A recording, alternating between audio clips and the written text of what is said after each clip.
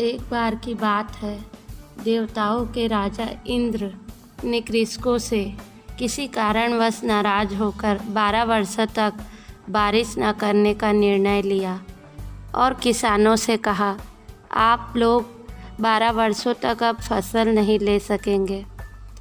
सारे कृषक चिंतित हो गए और उन्होंने इंद्रदेव से वर्षा के लिए प्रार्थना की।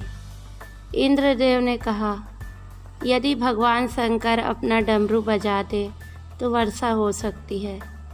इंद्र ने किसानों को यह उपाय तो बता दिया, लेकिन साथ में भगवान शिव से गुप्त वार्ता कर ली और आग्रह किया कि आप किसानों से सहमत न हो। जब किसान भगवान शंकर के पास पहुँचे तो भगवान ने कहा, डमरू तो 12 वर्ष बाद ही बजेगा। अब किसान बहुत नाराज़ हो गए और उन्होंने निर्णय किया कि 12 वर्षों तक वह खेती नहीं करेंगे।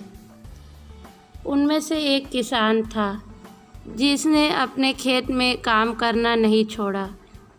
वह नियमित रूप से खेत की जुताई, निराई गुड़ाई, बीज बोने का काम करता रहा।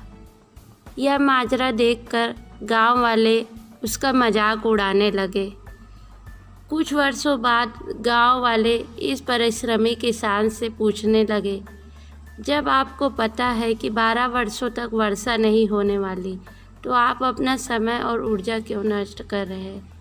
उस किसान ने उत्तर दिया, मैं भी जानता हूँ 12 वर्ष तक फसल नहीं आने वाली, लेकिन मैं ये काम अपने अभ्यास के लिए कर रहा हूँ, क्योंकि 12 साल बाद कुछ ना कुछ मुझे खेती के काम करने तो आते रहेंगे, क्योंकि नहीं काम करूँगा तो मैं भूल जाऊँगा और मेरा शरीर परिश्रम करने की आदत छूट जाएगी। इसलिए मैं ये काम नियमित कर रहा हूँ, ताकि जब 12 वर्ष बाद वर्षा होगी तब मुझे अपने काम करने के लिए कोई कठिनाई ना हो।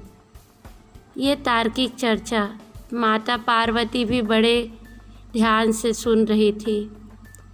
बात सुनने के बाद माता पार्वती ने भगवान से सहज ही कहा, प्रभु आप भी 12 वर्षों के बाद डमरू बजाना भूल सकते हैं। माता पार्वती की बात सुनकर भोले बाबा चिंतित हो गए और अपना डमरू बज रहा है कि नहीं यह देखने के लिए उन्होंने डमरू उठाया और बजाने का प्रयत्न करने लगे। अब जैसे ही डमरू बजा, बारिश शुरू हो गई। जो किसान अपने खेत में नियमित रूप से काम कर रहा था, उसके खेत में भरपूर फसल आई। बाकी के किसान पछतावे के अलावा कुछ न कर सके।